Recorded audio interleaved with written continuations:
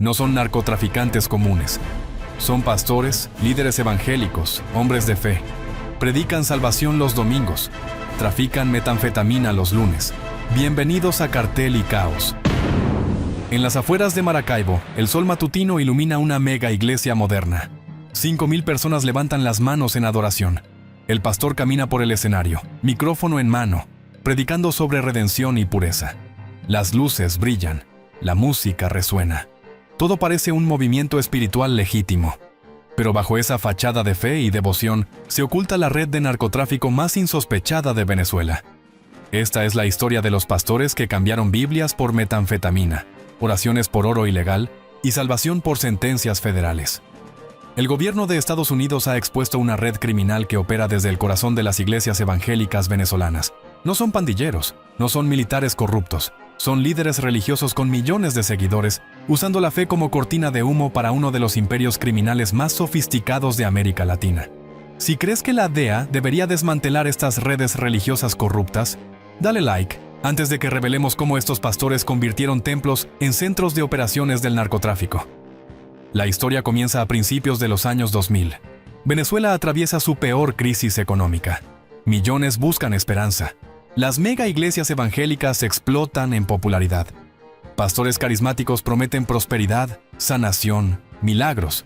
Las congregaciones crecen de cientos a miles, de miles a decenas de miles. Y con ese crecimiento llega algo más: poder, influencia y dinero. Mucho dinero. Pero para algunos pastores, las ofrendas y los diezmos no eran suficiente. Vieron otra oportunidad.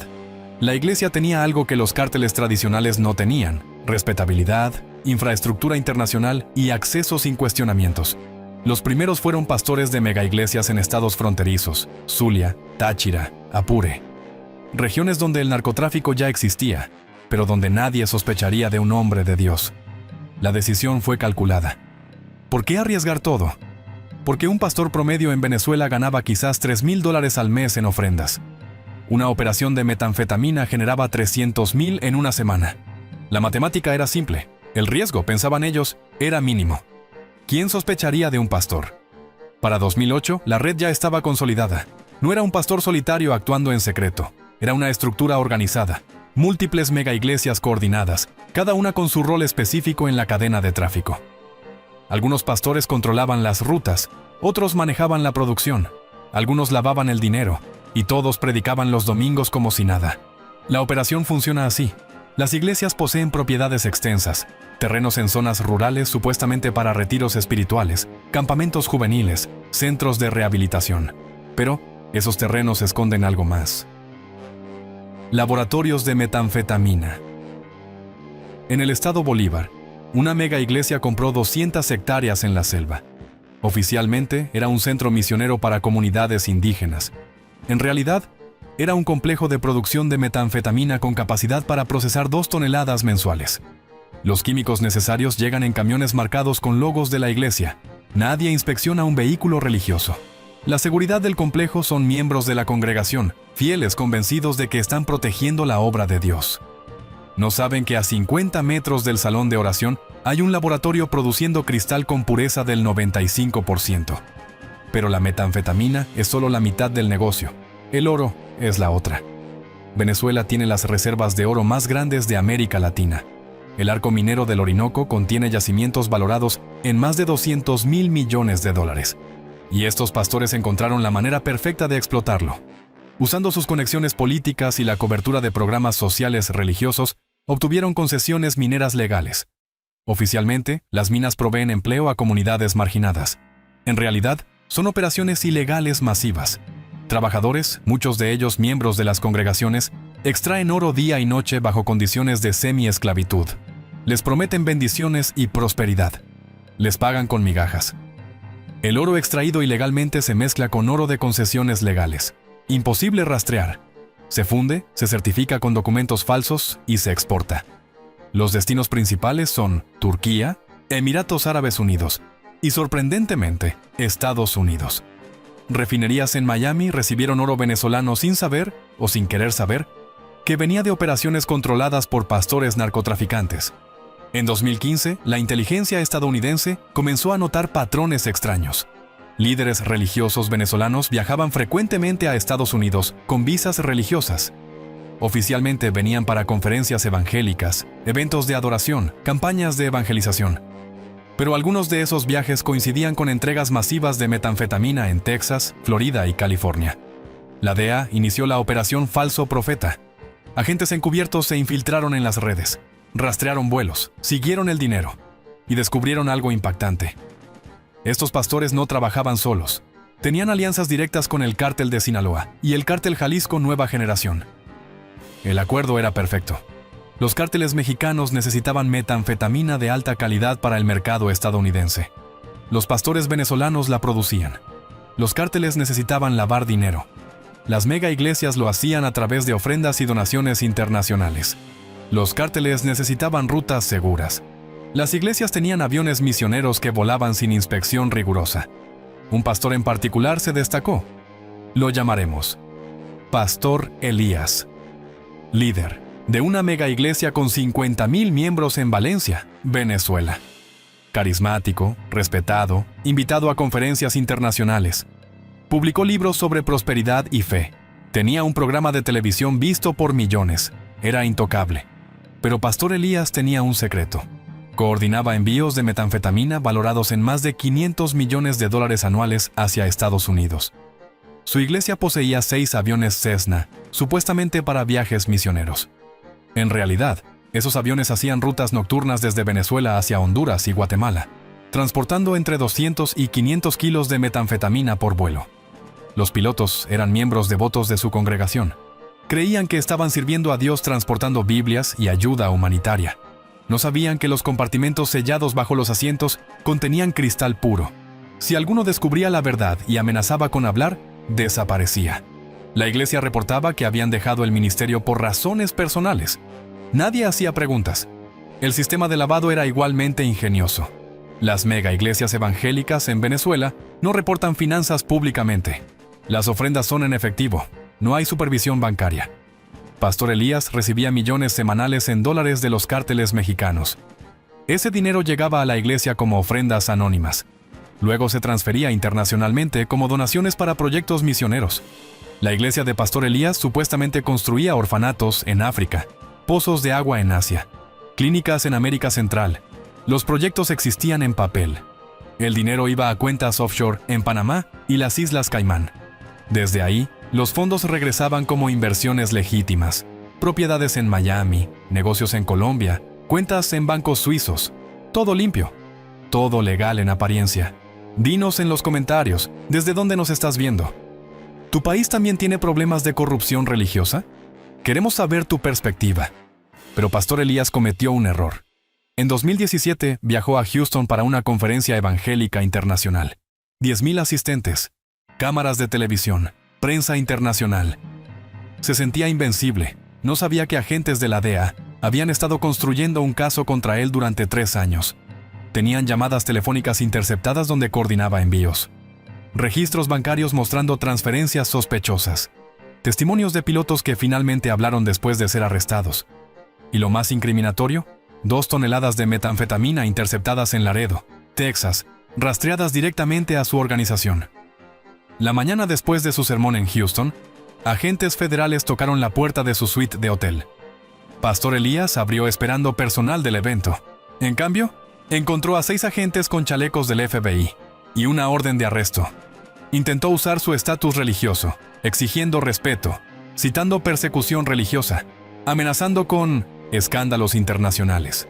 Nada funcionó. Fue arrestado, esposado y llevado a una corte federal en Houston.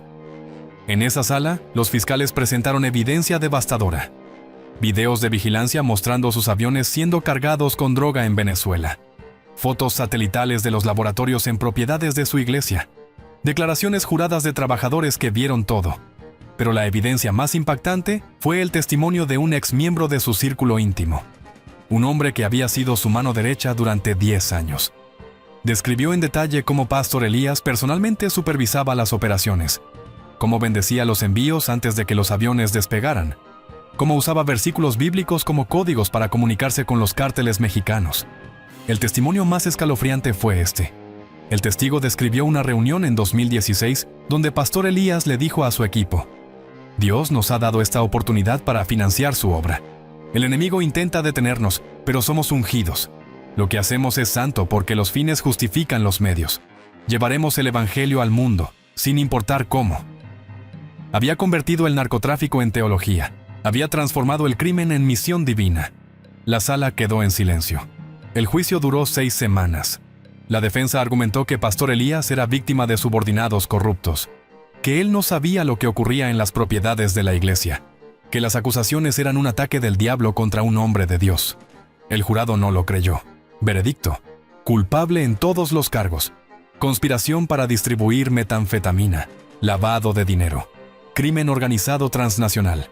Sentencia: 40 años en prisión federal estadounidense sin posibilidad de libertad condicional. Sus propiedades en Estados Unidos fueron confiscadas. Más de 30 millones en efectivo fueron incautados. Sus aviones vendidos en subasta. Pero Pastor Elías no era el único. La Operación Falso Profeta identificó a otros 17 líderes religiosos venezolanos involucrados en redes similares. Algunos fueron arrestados cuando viajaron fuera de Venezuela. Otros permanecen en el país, protegidos por conexiones gubernamentales, intocables dentro de sus fronteras pero prisioneros en su propio país.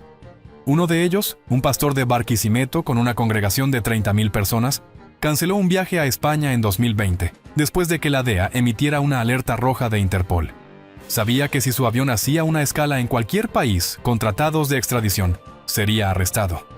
Ahora vive en una mansión en las colinas de Caracas, rodeado de seguridad, rico pero atrapado. No puede salir de Venezuela sin arriesgar décadas en prisión estadounidense. La estructura que construyeron sigue operando. Cuando un líder cae, otro toma su lugar. Las mega iglesias continúan creciendo. Los laboratorios siguen produciendo. El oro sigue fluyendo. Porque mientras haya demanda en Estados Unidos y desesperación en Venezuela, estos pastores seguirán explotando ambas. Lo que hace a esta red particularmente peligrosa es su invisibilidad. Un cártel tradicional opera en las sombras. Estos pastores operan en púlpitos. Tienen acceso a millones de personas. Influencian elecciones. Movilizan masas.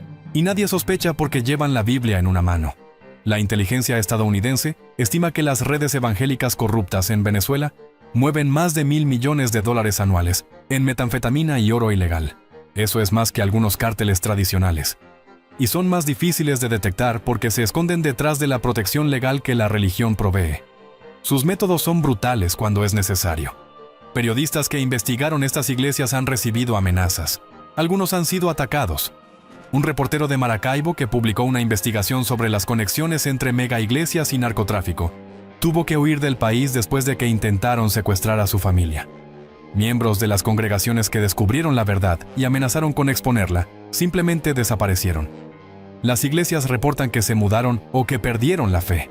Las familias nunca vuelven a saber de ellos. El mensaje es claro. El silencio se compra o se impone. Pero la verdadera tragedia es el daño a las comunidades de fe legítimas. Millones de venezolanos evangélicos honestos ahora cargan con el estigma. Pastores verdaderos que dedican sus vidas al servicio son vistos con sospecha. La fe ha sido manchada por la codicia de unos pocos, y las víctimas son innumerables. Los adictos a metanfetamina en Estados Unidos que nunca sabrán que su droga fue producida por un hombre que predicaba contra la adicción. Los mineros esclavizados en la selva venezolana trabajando bajo condiciones inhumanas, mientras les prometen bendiciones eternas. Las familias destruidas por la violencia que este tráfico genera. Los métodos de la DEA y el Departamento del Tesoro estadounidense continúan evolucionando. Han creado unidades especializadas en rastrear redes religiosas corruptas. No solo en Venezuela, en toda América Latina. Porque este fenómeno no es único de Venezuela, está creciendo. Las sanciones financieras han congelado millones. Propiedades han sido confiscadas en Miami, Houston, Los Ángeles. Cada vez que estas organizaciones intentan mover dinero a través del sistema bancario internacional, Estados Unidos lo rastrea. Las cuentas offshore ya no son tan seguras. Los bancos en Panamá, Suiza y Emiratos Árabes reciben órdenes de congelar activos vinculados a estas iglesias. Pero mientras estos pastores permanezcan en Venezuela, protegidos por un gobierno que se beneficia de su silencio, la justicia completa permanece fuera de alcance. Son ricos, poderosos y protegidos, pero también son prisioneros. incapaces de disfrutar plenamente su riqueza porque no pueden salir del país sin arriesgar todo. La batalla continúa. La DEA sigue construyendo casos. Nuevos arrestos ocurren cada año cuando algún miembro de estas redes comete el error de viajar. Y eventualmente, todos cometen errores. La arrogancia siempre los traiciona. Esta historia es un testimonio de cómo la corrupción no tiene límites cuando la codicia se disfraza de fe. Cuando los que prometen salvación entregan condenación. Cuando los púlpitos se convierten en plataformas de crimen organizado. Venezuela no solo enfrenta crisis económica o política, enfrenta una crisis moral donde hasta los lugares más sagrados han sido corrompidos. Honramos a los agentes de la DEA, los fiscales federales, los investigadores financieros y los agentes encubiertos que arriesgan sus vidas para desmantelar estas redes. Estas no son solo operaciones contra el narcotráfico. Son operaciones para restaurar la dignidad de la fe, para proteger a millones de creyentes honestos que han sido traicionados y para enviar un mensaje claro. No importa qué disfraz uses, la justicia te alcanzará. El Cartel del Sol usaba uniformes militares. Los pastores narcos usan Biblias y crucifijos. Pero al final, son lo mismo. Criminales que traicionaron la confianza de su pueblo por ganancias personales. Si esta historia te impactó, si te recordó que el crimen no respeta nada, ni siquiera la fe, dale like para enviar un mensaje. La corrupción prospera en el silencio. Tu voz la expone. Comparte este video con todos los que conozcas. La verdad necesita ser contada. Dinos en los comentarios qué piensas. ¿Deberían estos pastores recibir sentencias más severas por traicionar la confianza religiosa? ¿Has visto corrupción similar en instituciones religiosas en tu país?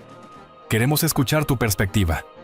Suscríbete a Cartel y Caos y activa las notificaciones para mantenerte informado sobre cómo esta guerra contra las redes criminales religiosas continúa desarrollándose. Cada semana exponemos la verdad que otros intentan ocultar. La fe fue creada para sanar. Estos hombres la usaron para destruir. Pero la verdad siempre sale a la luz. Y cuando lo hace, la justicia espera. La lucha continúa.